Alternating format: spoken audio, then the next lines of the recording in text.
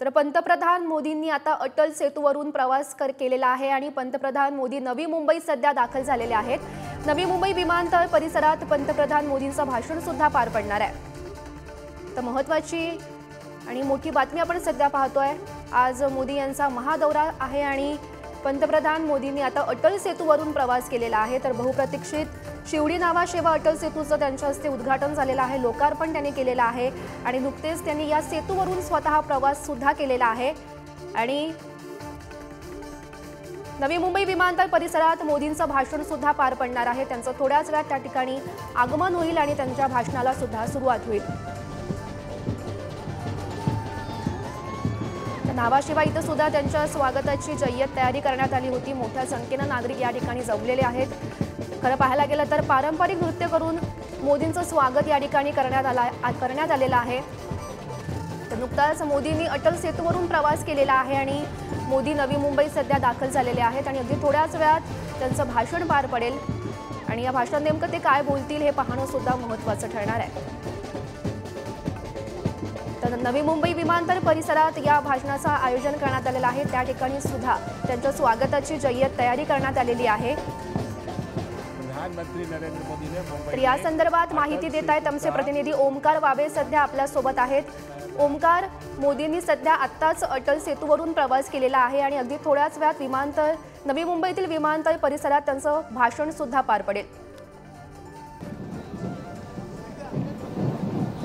अगदी नावाशेवाच्या ज्या ठिकाणी आता पंतप्रधान पोहोचलेले आहेत, थोड्या वेळातच इथून 2 ते 3 मिनिटांपूर्वी त्यांचा कॉन्वॉय इथून पास झाला। त्या ठिकाणची सगळी दृश्य आहेत। कोळी कम्युनिटी असेल किंवा त्याच्या व्यतिरिक्त वेगवेगळ्या आदिवासी जमाती असतील, अगदी पंजाबींपासून ते वारकरी संप्रदायापर्यंत असे सगळे या ठिकाणी जमलेले होते। सकाळपासून या ठिकाणी एक सोहळा करण्याचा मोठा प्रयत्न झाला आणि वेगवेगळ्या पंथांचा, वेगवेगळ्या धर्माचा आणि वेगवेगळ्या संस्कृतींचा हा सगळा इथे उत्सव पाहायला मिळत होता। महत्त्वाचं म्हणजे नरेंद्र मोदी इथून जाताना त्यांनी त्यांचा कॉन्वॉय स्लो केला। ज्या ज्या ठिकाणी कार्यक्रम होता त्या ठिकाणी त्यांनी ते कार्यक्रम हळूहळू बघत मग ते पुढे गेले आणि थोड्याच वेळात आता ते नवी मुंबई जिथे इंटरनॅशनल एअरपोर्ट बनतंय त्या ठिकाणी याच रोडने पोहोचलेत। हा रस्ता जर आपण इथला सगळ्यात पाहिला तर याच रस्त्याने नरेंद्र मोदी काही वेळापूर्वी इथून संपूर्ण पुढे गेले, पास झाले। मोठ्या प्रमाणात सिक्युरिटी या सगळ्या ठिकाणी तैनात करण्यात आली होती आणि अखेर कॉन्वॉय त्यांचा नवी मुंबई विमानतळ ज्या ठिकाणी शिलान्यास पार पडणार आहे त्या शिलान्यासाच्या कार्यक्रमा ठिकाणी नरेंद्र मोदी पोहोचतील। खरं तर अत्यंत महाविकास आघाडी आली त्यावेळेस सुद्धा नामांतरणाच्या विषयावरून नक्की नाव कोणतं ठेवायचं, दिबा पाटलांचं द्यायचं की बाळासाहेब ठाकरेंचं द्यायचं, अशा या सगळ्यावर कॉन्ट्रोवर्सीमध्ये राहिलेलं एअरपोर्ट होतं। सध्या मुंबईची आणि इंटरनॅशनल टुरिस्टची जर आपल्याकडे संख्या पाहिली तर ती मोठ्या प्रमाणात वाढली आहे। म्हणजे गेल्या वर्षभरात जरी आपण पाहिलं तरी 13% सगळी संख्या वाढली आहे। त्यामुळे सांताक्रूजचं जे इंटरनॅशनल एअरपोर्ट आहे त्या ठिकाणचा लोड वाढलाय। तो लोड कमी करायचा असेल, त्याचं एक्सपान्शन करायचं असेल तर नवी मुंबईची जागा बऱ्याच वर्षापासून विचाराधीन होती। त्याच्या अखेर आज शिलान्यास कार्यक्रम पार पडतोय आणि देशातला सगळ्यात मोठा सागरी सेतू ज्याच्यावर आता नरेंद्र मोदी काही वेळापूर्वीच गेले आणि ते थेट इथे नावाशेवामध्ये उतरलेले होते, ज्या ठिकाणी कार्यक्रम चाललेले होते तिथून ते हळूहळू पुढे त्यांचा कॉन्वॉय पास झाला आणि अखेर थोड्याच वेळात ते नवी मुंबईच्या एअरपोर्टच्या इथे शिलान्यासाच्या कार्यक्रमाला पोहोचतील। नक्कीच ओमकार, आपण पाहतोय तुम्ही नावाशिवा या ठिकाणी आहात, मोठ्या प्रमाणात आपल्या नागरिक दिसत आहेत आणि गर्दी सुद्धा आपल्याला पाहायला मिळते। काय उत्साह आहे त्यांच्यामध्ये?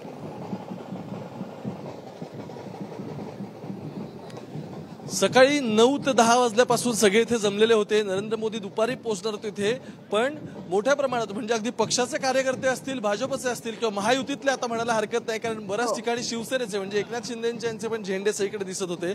माझ्या पाठीमागे सुद्धा बरेच त्या ठिकाणून कार्यकर्ते आता या साईडला येताना तुम्हाला दिसत असतील। कार्यकर्ते असतील किंवा वेगवेगळ्या इथे पारंपरिक नृत्य ठेवण्यात आली होती, सांस्कृतिक कार्यक्रम भरवण्यात आले होते, असे सगळेच व्यक्ती ज्या ज्या या ठिकाणी उपस्थित होत्या ते सगळे आता नरेंद्र मोदी गेल्यामुळे आता या साईडला येऊ लागलेले आहेत। महत्त्वाचं म्हणजे सकाळपासून उत्साह या सगळ्यांमध्ये दिसत होता। सकाळपासून हे सगळेजण इथे जमलेले होते आणि अगदी मावळे असतील किंवा आपल्याकडचे गोंधळी असतील, त्यानंतर कोळी समाज असेल, पंजाबी समाज असेल, असा सगळ्यांनी स्वतःची तिथे डान्स सादर केला आणि ते सगळे या ठिकाणी पोहोचलेले होते आणि सकाळी 8 ते 9 वाजल्यापासूनच या सगळ्याची लगबग सुरू झालेली होती आणि अखेर कॉन्वॉय या सगळ्या ठिकाणाहून पास झाला। जय श्रीरामच्या घोषणा हे सगळे देतात, आपल्यासोबत इथे येत आहेत। कुठून आला तुम्ही? मोखाडा। कुठून? जवाहर मोखाडा। हा, जवाहर मोखाडा। आणि काय नक्की या संस्कृतीबद्दल थोडंसं आम्हाला सांगाल, थोडी माहिती द्याल? आमचा आहे ना। सो त्यांच्या संस्कृतीचं वेगवेगळं आपल्या इथे सगळं दर्शन दिसत असेल. मोखाड्यावरून म्हणजे आदिवासी हा तसा पाहायला गेलं तर एरिया कन्सिडर होतो. जव्हार असेल, मोखाडा असेल, पालघरचा काही भाग, ठाण्याचा काही भाग जर आपण पाहिला विक्रमगडच्या साईडचा वरचा, तर या ठिकाणी मोठ्या प्रमाणात आदिवासी संस्कृती आहे. तिथे अगदी दुर्गम भाग मानला जातो. तसा मुंबईपासून हा फार जवळ भाग आहे. मोठे शहरीकरण वाढलेलं आहे या संपूर्ण भागामध्ये, पण तरी सुद्धा हा संपूर्ण जो भाग आहे, मोखाडा असेल तालुके, इथले 4 ते 5 तालुके, हे 4 ते 5 संपूर्ण तालुके हे आदिवासी बहुल आहेत अजूनही. तिथून त्यांची संस्कृती सांगण्यासाठी सगळेजण मंडळी इथे जमलेली आहेत आणि त्यांच्या संस्कृतीचं दर्शन आपल्याला या ठिकाणी व्हिज्युअल्स मध्ये होताना सुद्धा दिसत असेल. जय श्रीरामच्याही ते घोषणा येत आहेत. नक्कीच कधी आला अनेक आम्ही सकाळी 11:30 वाजता पोहोचलोय. नक्कीच वेगवेगळ्या ठिकाणाहून लोक सुद्धा आपल्याला या ठिकाणी दिसतात. त्यांच्याकडून सुद्धा अजून काही प्रतिक्रिया येऊ शकतायत का?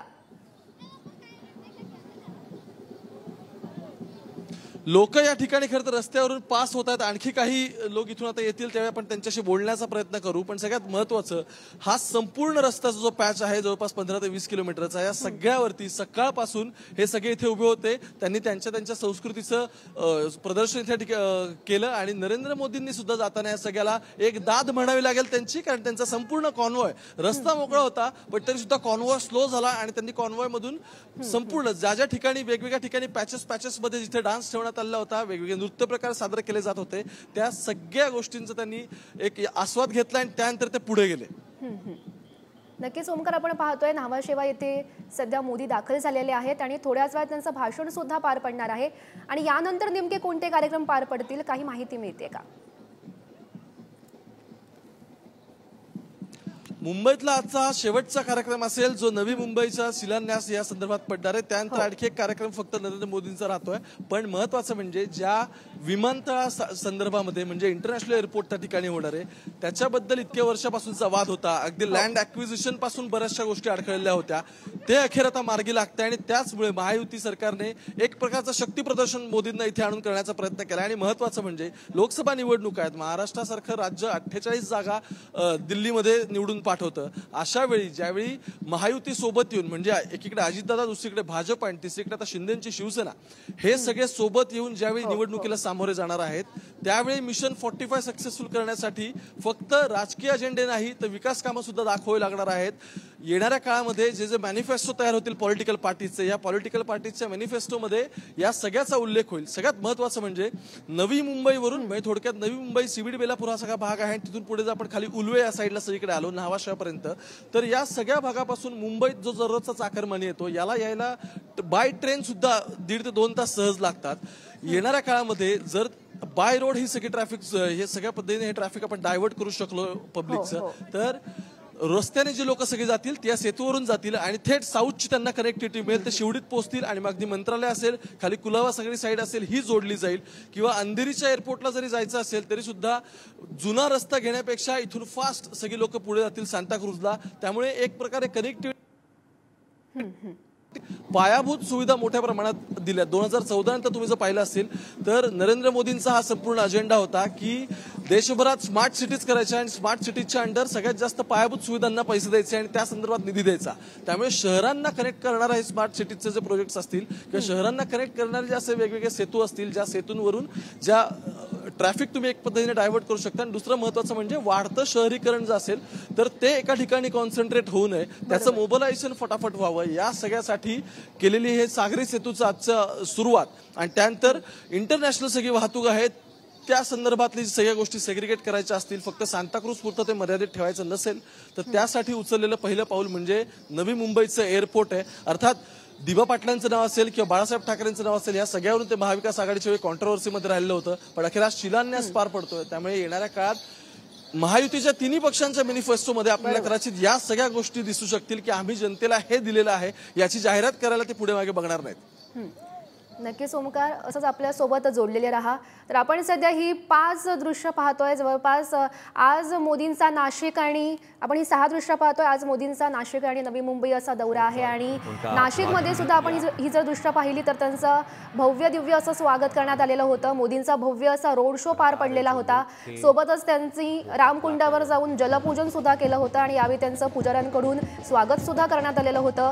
सोबतच त्यांनी काळाराम मंदिरात सुद्धा देवदर्शन घेतलं होतं. त्या ठिकाणी ठिकाणी त्यांची महाआरती सुद्धा पार पडली होती, विधिवत पूजा सुद्धा पार पडली होती आणि त्याच वेळी त्यांच्या हस्ते भजन सुद्धा पार पडलेलं होतं आणि ते भजनात कशा प्रकारे दंग झाले याची आपण लाईव्ह दृश्य सुद्धा त्यावेळी पाहिलेली होती आणि शेवटी युवा महोत्सवाचं उद्घाटन मोदींच्या हस्ते झालं आणि त्यावेळी त्यांनी आपलं भाषण सुद्धा केलं आणि या भाषणात त्यांनी अनेक गोष्टी अनेक मुद्दे सुद्धा मांडलेले होते।